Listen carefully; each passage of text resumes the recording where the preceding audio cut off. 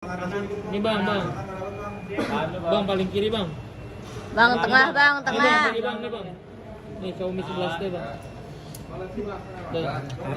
Saling banget ya. Iya bang. Bang, bilang bang.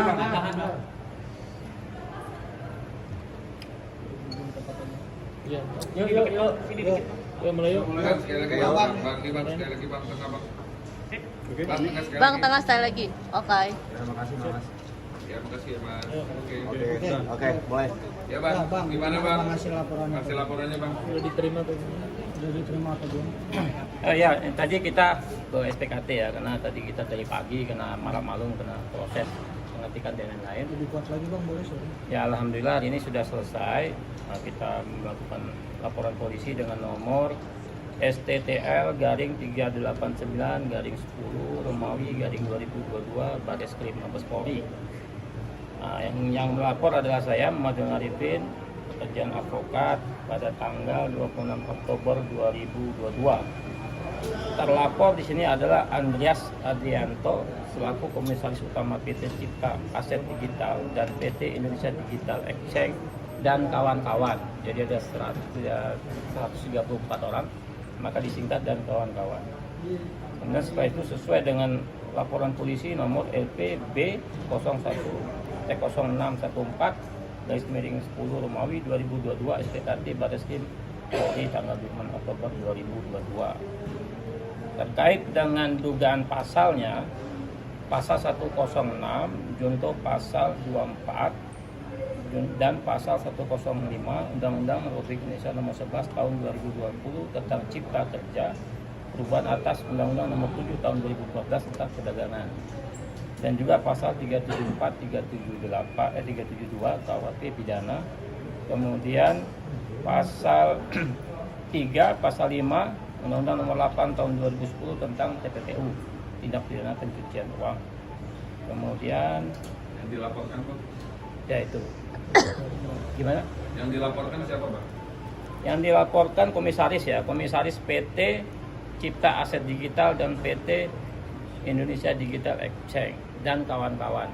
Tadi di awal Kawan siapa bang? Public figurnya jadi nggak bang, laporannya diterima nggak ya bang? itu salah satu dari kawan-kawan, karena harus ada 134 orang, termasuk public figure 5 orang itu. Siapa aja bang, boleh dikasih bang? Mungkin inisialnya bang. Kasih aja ini. 5 orang itu siapa aja bang? Ya 5 orang itu salah satunya kita Kevin Apelio, keyboard dari Piara T. keyboard Piara T. Ben Piara, kemudian Adi Perkasa, drummernya Beniji, Mario Teguh, motivator, kemudian ada Kata Halilintar, Aki Malik, ada 5 public figure yang diduga. Perannya sebagai apa bang mereka bang? Atau peran Kalau dalam laporan perannya Kalau Atta Halilintar sama Aki Malik, dia diduga kena pasal 5 TPPU karena menerima aliran dana dari tindak pidana kejahatan. Tadi pasal 5 itu jelas disebut patut menduga.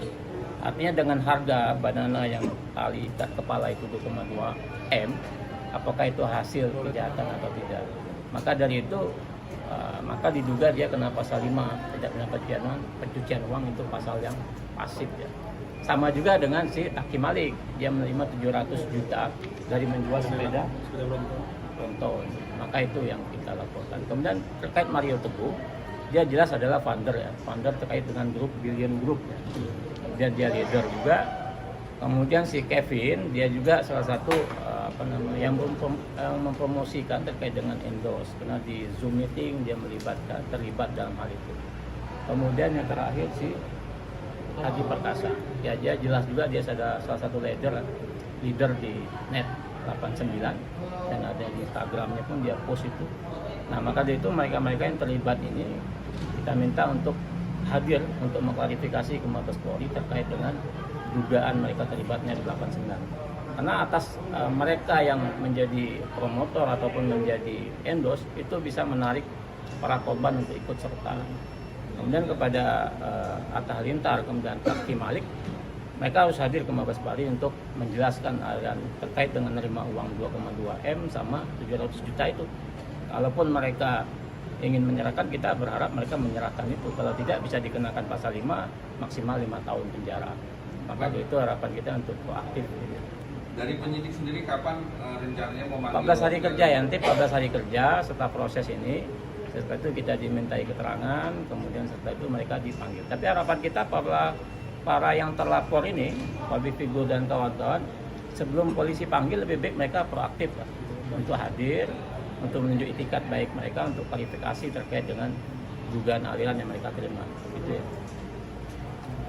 Bang, terkait dengan Atta bang, terkait dengan Atta dan satu lagi tadi yang Hakim Malik.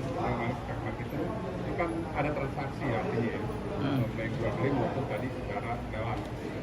Kalau gambar-gambarnya ada, itu kan serah uang cash ya. Ada uang cash kalau Hakim Malik itu 707 juta.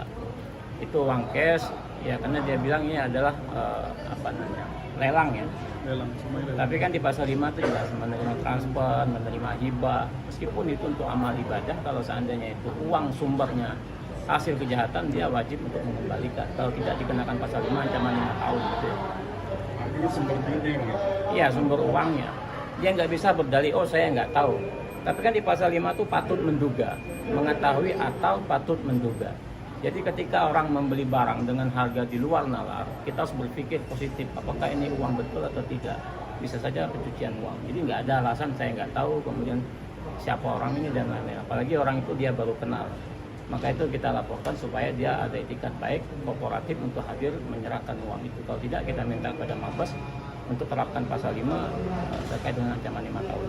Atau juga Bang, sama dari kuasa hukum ada rencana mau ketemu bang atau menghubungi? Ya, kita sudah mencoba untuk menghubungi mereka terkait dengan manajemennya.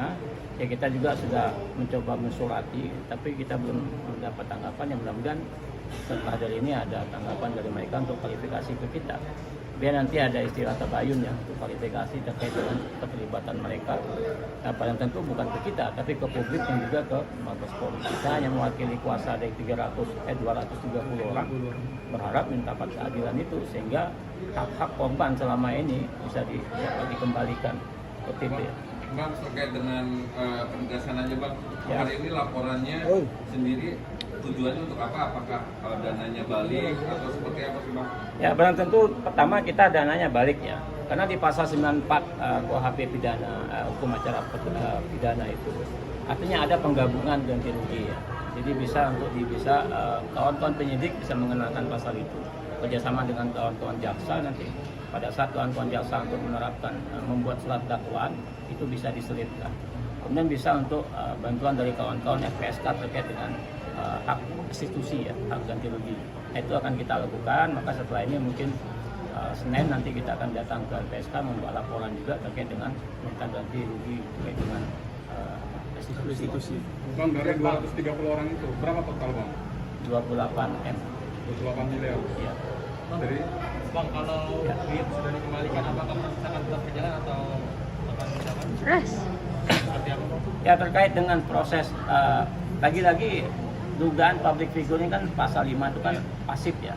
Beda dengan TPP pasal 3 itu bisa dikenakan pada ownernya. Tapi kalau yang public figure ini pasif, dia pasal 5. Nah, pasal 5 ini ketika dia sudah mengembalikan uang itu bisa dikembalikan. Beda dengan tipikor ya. Peristiwa pidananya nggak hilang. Tapi ini kan bukan tipikor, penipuan dan penggelapan.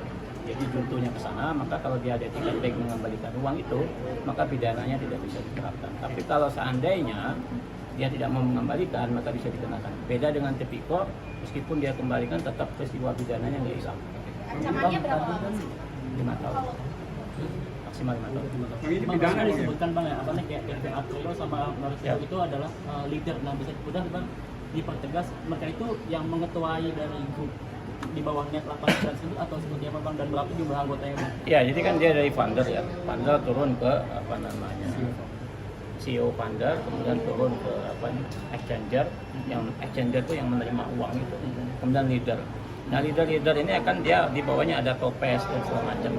Ini ada grup Billion Group itu foundernya si Mario Teguh. Kemudian ada grup apa itu? Ada yang di Sugi itu foundernya si Reza Patet yang ngasih uang ke Hakim Malik sama si Atta Halilintar. Nah, itu yang terkait dengan di bawah-bawahnya. Maka mereka pasti punya peran. Ini kan terkait dengan skema Ponzi ya. Jadi makin banyak dibawa ya makin banyak dapat. Berarti artinya Marketing ini yang membuat marketing supaya Iya, itu jelas di video YouTube sudah kita download, kemudian video YouTube, Instagram sudah kita masuk ke CDR, itu sudah kita serahkan sebagai bukti elektronik ya, termasuk dengan gambar-gambar di medsos. Seperti Adi Perkasa kan ada gambar di Instagram dia menunjuk begini ya, dan dia adalah leader Topes, dan dia sudah kita laporkan bukti terkait dengan gambar itu. artinya juga termasuk yang mendesain grup Billion ini supaya berjalan sebagaimana mestinya, Bang. Ya, itu nanti CEO-nya yang mendesain dan yang mendesain founder. Itu kan ada orang-orang di atas, itu semua kita laporkan ada 134 orang. Makanya dibilang dan kawan-kawan, karena kalau ditulis banyak. Ada dugaan public figure yang lain nggak sih? Dugaan yang lain itu ada. Contoh kayak Indro Warkop ya. Dia mengadakan podcast, kemudian yang diwawancaranya ada Reza Paten, kemudian dia ngobrol terkait dengan itu. Kemudian ada juga siapa yang ada yang Orang Santuri juga gitu. Tapi memang dugaan itu kecil karena kita tidak tahu pada saat dia di podcast itu apakah dia menerima uang atau tidak dari yang dia wawancara. Maka kita tidak melaporkan dia karena itu sangat ya istilah pasalnya sangat tipis bisa dikenakan.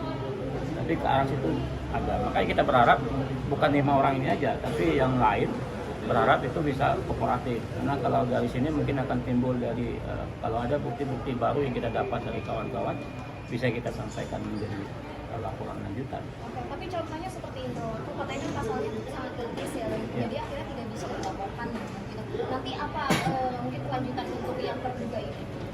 Yang terduga maksudnya? Yang diduga ini, yang diduga seperti Indro Warkop nanti. Ya, maka itu kita belum tahu. Pada saat Indro Warkop mengajak founder Net89 untuk interview terkait dengan seputaran robot trading, kita kan tidak tahu apakah Indro Warkop menerima uang atau tidak. Kalau Atta Halilintar jelas, kalau Taki Malik jelas. Kalau itu kan tidak tahu di belakang, apakah hanya sekedar dia undang kemudian broadcast. Tapi kan kalau seandainya dia mendapat keuntungan dari trading YouTube, nah itu kita nggak bisa hitung, karena itu bukan bagian dari kejahatan. Kalau trading YouTube kan sumbernya bukan dari Net89 tapi dari aplikasi. Maka kita tidak melaporkan dia. Tapi jikalau ada bukti yang lain terkait keterlibatan itu, maka kita pasti akan menjadi laporan lanjutan. Karena bagaimanapun juga, ya semua orang sama di hadapan hukum. Oke.